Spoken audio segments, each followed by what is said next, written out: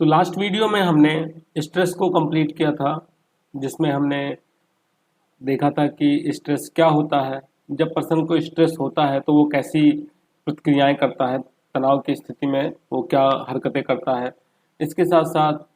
Stress को कैसे हम माप सकते हैं, कैसे हम स्ट्रेस को कम कर सकते हैं, ये सारी चीज़ें हमने लास्ट वीडियो में कंप्लीट कर लिया था। तो आज की वीडियो से हम स्ट्रेस के बाद आपका जो एंजाइटी डिसऑर्डर आता है उसको स्टार्ट कर रहे हैं, जिसमें हम एंजाइटी डिसऑर्डर क्या है और इसके मुख्य रूप से कितने टाइप्स होते हैं उनको कवर करेंगे। ज़्यादातर जो आपका एग्ज़ाम में क्वेश्चन पूछा जाएगा वो आपका फोबिया से रिलेटेड क्वेश्चन और या फिर आपको ओसीडी से रिलेटेड क्वेश्चन देखने को मिलेंगे। लेकिन वैसे इम्पॉर्टेंट सब हैं, इसमें से किसी से भी क्वेश्चन पूछा जा सकता है, बट अगर प्रीवियस ईयर क्वेश्चन पेपर आप देखेंगे तो वहाँ पर फोबिया और ओसीडी से रिलेटेड क्वेश्चन आपको ज़्यादा देखने को मिलेंगे। तो चलिए स्टार्ट करते हैं आज की क्लास और बात करते हैं चिंता विकृति या एंजाइटी डिसऑर्डर के बारे में। तो आपने अगर लास्ट वीडियो जो स्ट्रेस से रिलेटेड था उसको ध्यान से देखा होगा, तो उसमें जब हम तनाव की प्रतिक्रियाओं के बारे में बात कर रहे थे तो वहाँ पर हमने बात किया था कि जब तनाव लंबे समय तक बना रहता है या जब तनाव वाली सिचुएशन के बारे में, जैसे जिस परिस्थिति से आपके अंदर तनाव उत्पन्न हुआ है उस परिस्थिति के बारे में जब हम बार बार लगातार सोचते रहते हैं, चिंतन करते रहते हैं, तो वो चिंतन नकारात्मक होता है और वो आगे चलकर फिर चिंता का रूप ले लेता है। मतलब जो आपकी थिंकिंग है वो एंजाइटी डिसऑर्डर में बदल जाती है। फॉर एग्जांपल, आपका शेड्यूल आ गया, एग्ज़ाम शेड्यूल आ गया कि 1 महीने बाद आपका पेपर है। अब तक आपने कोई तैयारी नहीं की है और जब ये आपको पता चला तो आपका स्ट्रेस में आना नॉर्मल सी बात है कि जब भी किसी को भी पता चलेगा अचानक से कि उसका 1 महीने बाद पेपर है तो वो थोड़ा सा स्ट्रेस में आ ही जाएगा। लेकिन अब बार बार ये सोचना कि मेरा तो 1 महीने बाद पेपर है, मैंने तो अभी कुछ पढ़ा ही नहीं है, अब क्या होगा, मैं कहीं फेल ना हो जाऊं, लगातार ये आशंकाएं आना दिमाग में, डर, ये सारी चीज़ें अगर लगातार आप सोच रहे हैं, आपके दिमाग में बार बार ये सारी चीज़ें आ रही हैं और आप इस पर कंट्रोल भी नहीं कर पा रहे हैं, मतलब आप कंट्रोल करके इन चीज़ों को पढ़ाई पे नहीं कंसंट्रेट कर पा रहे हैं, बार बार यही चीज़ें आपके दिमाग में आती जा रही हैं, तो ये क्या है कि ये आपका फिर चिंता का रूप लेता है, चिंता विकृति के रूप में दिखाई देता है। तो इसीलिए अगर हम चिंता चिंता के बारे में देखें तो यहाँ पर चिंता के बारे में बताया जा रहा है कि चिंता से तात्पर्य डर एवं आशंका के दुखद भाव से होता है। चिंता से तात्पर्य क्या होता है? डर और आशंका। अब जैसे जो एग्जाम्पल लिया गया उसमें आपको डर है कि आप फेल ना हो जाए, आपका पेपर बेकार ना हो जाए। इसके साथ साथ बहुत सी दिमाग में आशंकाएं उत्पन्न होती हैं कि जो मैं पढ़ रहा हूँ वो चीज़ आएगा एग्ज़ाम में या नहीं आएगा, पता नहीं जो मैं पढ़ के जा रहा हूँ वो एग्ज़ाम में पूछा ही ना जाए, आउट ऑफ सिलेबस क्वेश्चन पूछ लिया जाए। तो ये जब दोनों चीज़ें आती हैं आपके दिमाग में तो फिर आप क्या होते हैं, आप दुखी हो जाते हैं, आपके अंदर दुख वाली सैड फीलिंग आ जाती है, अनप्लीजेंट फीलिंग वहाँ पर देखने को मिलती है। और कई बार तो ये तो चलो नॉर्मल सी चीज़ हो गई, लेकिन सिचुएशन तब बिगड़ जाती है कि जब आपने अच्छी पढ़ाई भी कर रखी है, आपने ठीक ठाक पढ़ाई कर रखा है, आपका सिलेबस भी कवर हो चुका है और उसके बाद भी ये चीज़ें जब आपके अंदर लगातार आती हैं तब वो मुख्य रूप से चिंता विकृति के अंतर्गत आता है। मतलब तब जो आपका बिहेवियर है उसे हम फिर चिंता विकृति के अंतर्गत रखते हैं कि आपको पता है कि आपने साल भर पढ़ाई किया है, ढंग से पढ़ाई किया है, मन लगा के पढ़ाई किया है और उसके बाद भी आपके अंदर ऐसा डर आ रहा है और आप खुद में कहीं ना कहीं फील कर रहे हैं कि नहीं, मैं जब सब कुछ पढ़ा हूँ तो कहाँ से फेल हो सकता हूँ, लेकिन फिर भी उस चीज़ को आप कंट्रोल नहीं कर पा रहे हैं। या ऐसी सिचुएशन आप दूसरों के साथ भी देख सकते हैं, जैसे मान लीजिए कोई पेरेंट्स हैं और बच्चे की शादी कर रहे हैं। अब वो सारी व्यवस्था कर चुके हैं और उसके बाद भी उनके अंदर डर और चिंता, आशंका, ये सारी चीज़ें उत्पन्न होती हैं कि कहीं कोई कमी ना रह जाए, कोई बारात वाले ज़्यादा ना आ जाए, ऐसा ना हो जाए कि खाना कम पड़ जाए, जबकि उन्होंने फुल टू पूरी व्यवस्था कर रखी है। 400 बाराती आने वाले हैं, उन्होंने 800 की व्यवस्था कर रखी है। फिर भी अगर ये चीज़ें मन में आती हैं और वो इन चीज़ों को कंट्रोल नहीं कर पाते हैं, मतलब ये डर, आशंका, ऐसी चीज़ें मन में आ रही हैं और वो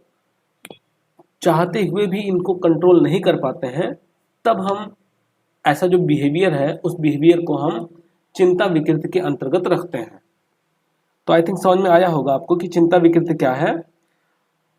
अब जैसे हम जो भी डिसऑर्डर की बात करते हैं मनोविज्ञान में, तो हम डीएसएम को फॉलो करते हैं।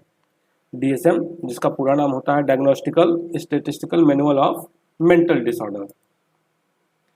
तो डीएसएम का वैसे तो अभी लेटेस्ट वर्जन डीएसएम 5 आ चुका है,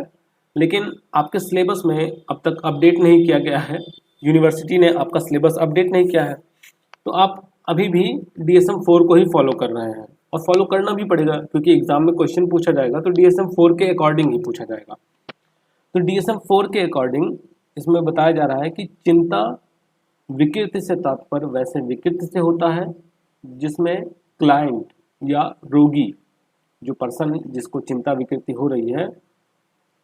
रोगी में अवास्तविक चिंतन, यहाँ पर ये चिंता लिख गया है, इसको चिंता न करके इसको चिंतन कर लेंगे कि अवास्तविक चिंतन एवं अतार्किक डर की मात्रा इतनी अधिक होती है कि उससे उसका सामान्य जिंदगी का व्यवहार अब अनुकूलित हो जाता है। अब इसको समझें, क्या कहा जा रहा है कि जो डीएसएम 4 है उसमें चिंता की एक क्राइटेरिया दी गई। चिंता विकृति के बारे में बताया गया कि जब कोई पर्सन या कोई क्लाइंट, जैसे जो मनोरोगी होते हैं उनको क्लाइंट भी कहा जाता है, या रोगी भी, पेशेंट भी कहा जाता है, कभी कभी क्लाइंट भी यूज़ किया जाता है। तो जो क्लाइंट या जो रोगी है उसके अंदर अगर अवास्तविक चिंतन एवं अतार्किक डर, अब अवास्तविक चिंतन कैसे, ऐसी चीज़ें सोच रहा है वो जो पॉसिबल है ही नहीं। जैसे वो बच्चा, जो स्टूडेंट है, वो सोच रहा है, उसने सब कुछ पढ़ रखा है, उसके बाद भी वो सोच रहा है कि मैं फेल ना हो जाऊँ, मेरे 0 मार्क्स ना आ जाए, या जितने क्वेश्चन आए मैं उसमें से कुछ भी ना कर पाऊँ। तो ये एक तरीके का अवास्तविक अनरियलिस्टिक थिंकिंग है, क्योंकि उसने पूरा सिलेबस याद कर रखा है, तो ऐसा हो ही नहीं सकता कि उसको एक को क्वेश्चन ना आए। या जो पेरेंट्स हैं जो बेटी की शादी कर रहे हैं, तो उन्होंने पूरी व्यवस्था कर रखा है, तो ऐसा हो ही नहीं सकता कि मतलब खाना कम पड़ जाए। जब उन्होंने 400 लोग ही आने हैं, 800 लोगों की व्यवस्था कर रखी है, तो कैसे खाना कम पड़ जाएगा, या कैसे बाराती नाराज हो जाएंगे। तो अगर ऐसी चिंतन उनके मस्तिष्क में आ रही है और इसकी वजह से उन्हें डर फील हो रहा है, इरेशनल डर, जिसका कोई मतलब ही नहीं बनता है, ऐसा डर आ रहा है मन में, तो इस डर की वजह से उनका जो बिहेवियर होगा वो डिस्टर्ब हो जाएगा। अब जब बार बार आप सोचें, आप खुद सोचें कि जब आपके मन में कोई थॉट चलता रहता है तो क्या आप कंसंट्रेट होकर कोई काम कर पाते हैं? नहीं कर पाते हैं, आप मेंटली डिस्टर्ब हो जाते हैं। तो जब मेंटली डिस्टर्ब हो जाएंगे तो आपका बिहेवियर भी, आपका जो बिहेवियर है उसमें दिखाई देगा कि आप डिस्टर्ब हैं, और इससे आपका जो डेली रूटीन का वर्क है वो भी डिस्टर्ब हो जाएगा, आप कोई काम सही ढंग से कर ही नहीं पाएंगे। समझ रहे हैं? तो चिंता विकृति क्या है? चिंता विकृति के अंतर्गत एक तो डर होता है, आशंका होती है, जिसकी वजह से दुखद भाव उत्पन्न होते हैं, और इसके साथ साथ उसमें अवास्तविक चिंतन और जो डर है वो अतार्किक होता है, जिसका कोई मतलब ही नहीं है, कोई सेंस ही नहीं है। और ये बात उसको भी कहीं ना कहीं पता होती है, उस पर्सन को, फिर भी वो इस चीज़ों को कंट्रोल नहीं कर पाता है। और अगर इन चीज़ों से, इस चीज़ को ध्यान देंगे, अगर ये जो उसके साथ हो रही हैं चीज़ें, इसकी वजह से अगर उसकी ज़िंदगी का व्यवहार, मतलब उसकी लाइफ स्टाइल या उसका डेली जो रूटीन है वो डिस्टर्ब हो रहा है, तो हम उसे फिर एंग्जाइटी डिसऑर्डर की कैटेगरी में रखते हैं। यहाँ पर आपको एक वर्ड दिख रहा है, अप अनुकूलित, माल एडेप्टिव बिहेवियर। तो ये एक्चुअली इसको कह सकते हैं कि ऐसा व्यवहार जो आपकी डेली लाइफ को डिस्टर्ब कर रहा हो, उसी व्यवहार को हम अपनुकूलित या मालएडेप्टिव बिहेवियर कहते हैं। तो ये हो गया चिंता विकृति का एक इंट्रो पार्ट कि चिंता विकृति क्या है और इसकी परिभाषा क्या हो सकती है DSM-4 के अकॉर्डिंग। अब देखें तो इसमें मुख्य रूप से यहाँ पर इसको सही कर लेंगे, ये